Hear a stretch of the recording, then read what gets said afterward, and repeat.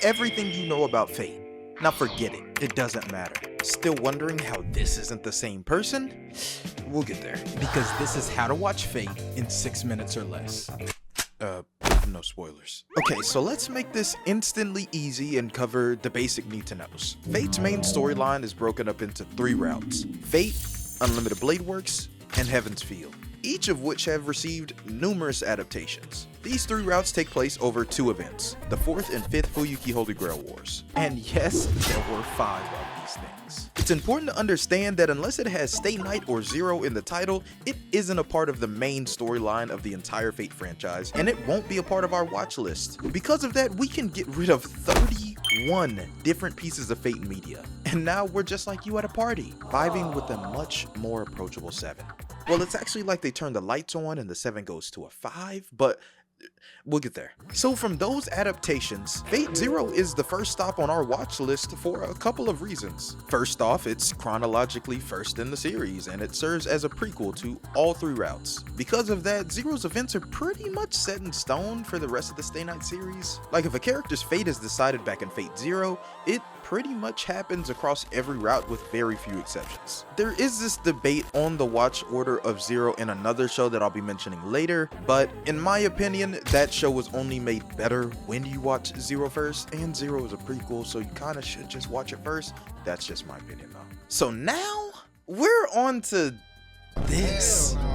Unfortunately, I feel like I'm being held at gunpoint putting this on the list, but like next on our watch list is 2006's Fate Stay Night. But maybe I'm being harsh. Like Fate Stay Night is 100% the mother of all of these adaptations, but it still manages to be the biggest piece of dog shit the mainline series has ever produced. Like ever.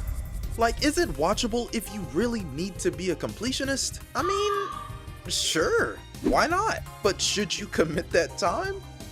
No, probably not. I really don't want to talk about this show much longer than I have to, so we're on to that good shit. In 2014, Ufotable decided that they were tired of making shows like Minori Scramble, Budokoi Alternative, and Kyo Tokyo Fish. You know what? If you've seen this show and you can somehow prove it, I might just have 5 for you. And some therapy. Because what are we doing? How did you get here? How did you end up in this? You know what? Wrong video. We'll get into it, but not today. You're safe. For now. They said nah. They decided to take a step into the goat teeth. They gave us Fate Stay Night Unlimited Blade Works. On your feet, ladies and gentlemen. Round of applause. Clap it up. The GOAT is here. The GOAT is here. This as an adaptation is damn near peak fiction. It really has everything you could ever want. And I mean everything. Action, romance, high stakes, and a lot more. I mean, I think I've said all I needed to say about Unlimited Blade Works. We could... This is awkward. I haven't been honest with you. I'm gonna come clean before we move on because I just gotta get this off my chest. There's an Unlimited Blade Works movie! I know I didn't talk about the movie. Hell, I even meant it to be one of those things that we can get rid of at the beginning, but there's a reason for that.